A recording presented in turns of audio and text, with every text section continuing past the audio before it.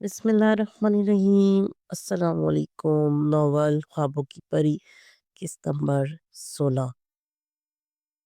दूसरी तरफ दावर को खुद पर गुस्सा आ रहा था कि कैसे वो जोहा से इस लहजे में बात कर गया।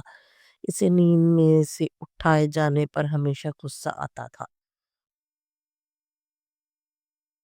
जोहा दूसरा जोहा के रवैये की टेंशन, वो सारी फ्रस्ट्रेशन जोहा पर निकाल गया। वो इस वक्त डेरे पर मौजूद था, घर से नाश्ता लिए बगैर ही निकल आया था। गुलजार बेगम बोलती ही रह गई। यहाँ आकर इसने अपने खास मातहत को बुलाया। जी साईं, हुक्म करें। इसका मुलाजिम आज से बोला। हाँ, एक खास काम है तुमसे। याद रहे, बात तुम्हारे और मेरे दरमियान रहनी चाहिए। साईं, आपका राज मेरा राज, हुक्म करें आप। ये जो फाइज है अपने जावर का दोस्त, इसने जोहा का हवाला देने से गुरेज किया। जी साईं, क्या करना है इसका? पता तो करो कि अपनी शादी से क्यों भागा था वो। साईं, काम हो जाएगा। 2 दिन बाद। 2 दिन का वक्त है तुम्हारे पास। 2 दिन में मुझे सारी खबर चाहिए। जो हुक्म साईं। जोहा, बात सुनो।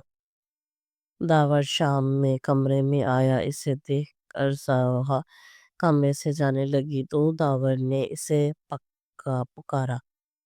जोहा इसकी बात को नजरअंदाज करके जाने लगी तो दावर ने आगे बढ़कर इसका हाथ पकड़ा।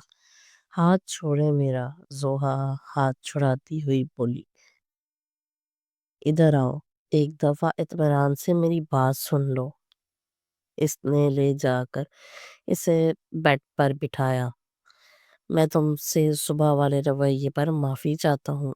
मैं परेशान था, इसी परेशानी में तुम पर गुस्सा कर गया। हाँ, आप जागीरदारों का औरतों पर ही तो बस चलता है। वो गुस्से से इसे देखती बोली, उफ, तुम्हें किसने इतनी गलत खबरें दी हुई है जागीरदारों के बारे में? ऐसा कुछ नहीं है। वो माथे पर हाथ मारता हुआ बोला, मुझे सब अब पता चल गया। मुझे बताने की जरूरत नहीं। पहले ही बहुत मसले हैं मेरी जिंदगी में। यार, इतनी बदगुमानी क्यों है मुझसे? क्या परेशानी है मुझसे बताओ। मैं इसे हल करने की पूरी तरह से तुम्हारा साथ दूंगा। ये अच्छा है, पहले मुश्किलात पैदा करें और बाद में बोले मैं खत्म कर दूंगा सारी मुश्किलात। क्या मुश्किलात पैदा की हैं मैं? यही पूछ रहा हूँ, अगर आप बताना पसंद करें तो। वो झुंझला कर बोला, वाह, पहले फाइज भाई को अगवा कराया, फिर वो तस्वीरें, मेरे माँ बाप को मुझसे बदगुमान कर दिया, पूरी दुनिया में इनका तमाशा बना दिया। अब अनजान बनकर पूछ रहे हैं मैंने क्या किया है? जोआ रोते हुए बोली, जबकि दावर को कितनी देर तक अपनी जगह से हिल ना सका। ये कह रही थी वो, जोहा, मैं मेरी बात सुनो। मैंने कुछ नहीं किया ऐसा, खुदा गवाह है। बस कर दे आप, कम अज कम अपना झूठ सच साबित करने के लिए खुदा को बीच में मत लाए। इससे पहले वो कुछ बोलता, इसका फोन बजा। इसने जेब से फोन निकाला तो इसके मातहत खास का नाम जगमगा रहा था। इसने लब भींच कर फोन रिसीव करके कान से लगाया और बालकनी की जानिब बढ़ गया। हाँ बोलो, क्या खबर है? साईं, लड़का भागा नहीं था, किसी ने उठवाया था इसको। काफी मारपीट करके छोड़ा था। अब तुम्हारा अगला काम ये है कि पता लगवाओ उठवाया किसने था इसे। साईं, काम हो तो जाएगा पर जरा मुश्किल है। इसने भी ये सब क्या है बड़ी राजदारी से किया है। जितनी जल्दी हो सके पता करो। जो हुक्म साईं। यहाँ एक मसला खत्म नहीं होता कि दूसरा आ जाता है। अब ये तस्वीरों का पता नहीं क्या चक्कर है। तावर ने गुस्से से ग्रिल पर मुक्का मारा। मम्मा, कितनी मर्तबा कह दिया आपसे कि मुझे शादी नहीं करनी है अभी, तो क्यों फोर्स कर रही हो आप मुझे? आयला बेगम आज फिर मुख्तलिफ लड़कियों की تصویریں لیے موجود تھی جس پر فائز جھنجھلا کر بولا، کیوں نہیں کرنی شادی؟ جس کا سوگ تم منا رہے ہو وہ تو خوشیاں منا رہی ہے اپنی زندگی میں۔ ابھی آئی تھی نا، دیکھتے تم کیا ٹھاٹ تھے اس کے۔ ارے اسے جب وہ آسائشوں والی زندگی مل رہی تھی تو وہ کیوں تم سے تعلق رکھتی؟ اتنا بڑا جاگیردار اس کے سامنے تھا، وہ کیوں تم جیسے 9 سے 5 جاب کرنے والے انسان سے شادی کرتی؟ وہ اپنی زندگی میں مگن ہو چکی ہے، تم بھی بھول جاؤ اور بڑھو اپنی زندگی میں آگے۔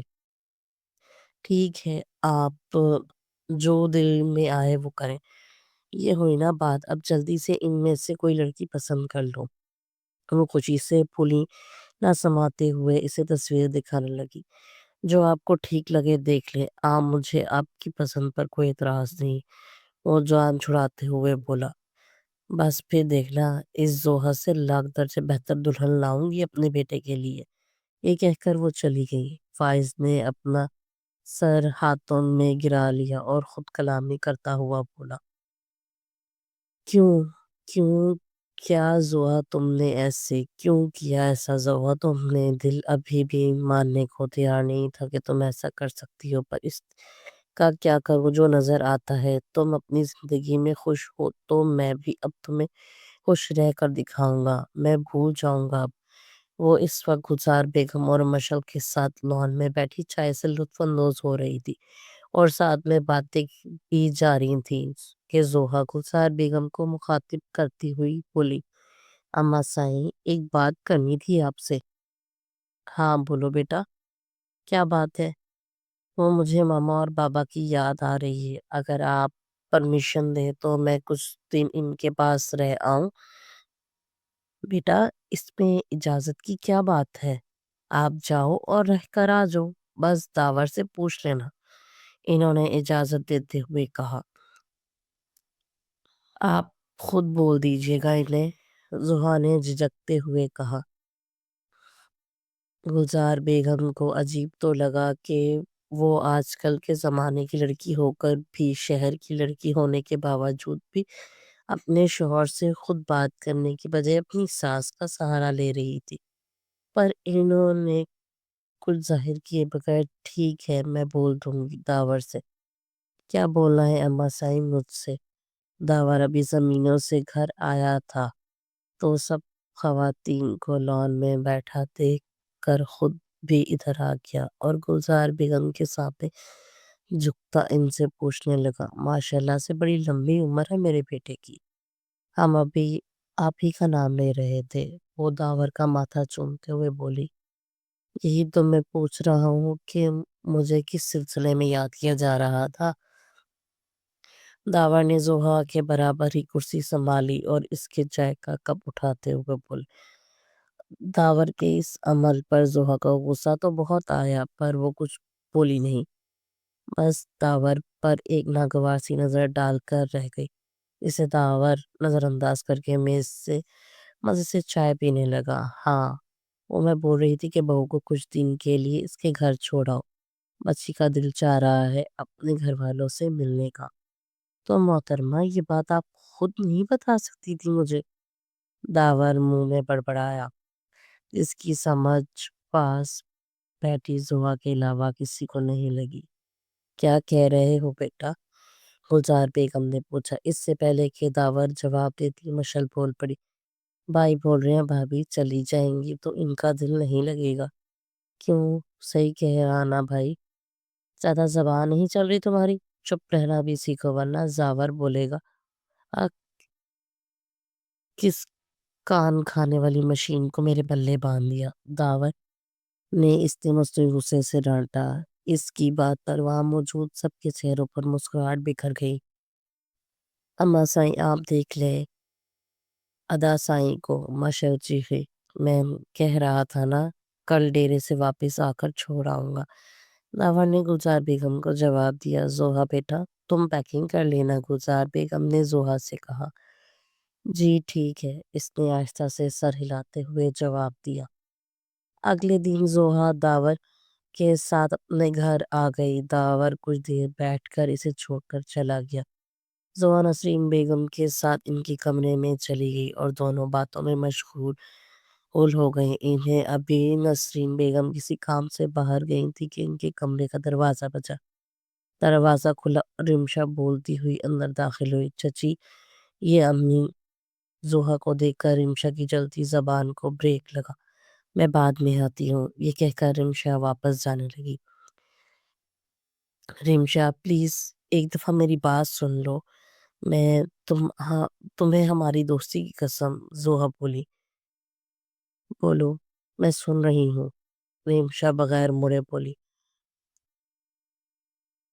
زوہا رمشا کے پاس گئی اور اس کا رخ اپنی طرف موڑتی ہوئی بولی، میری آنکھوں میں دیکھو اور بولو کہ میں ایسا کر سکتی ہوں۔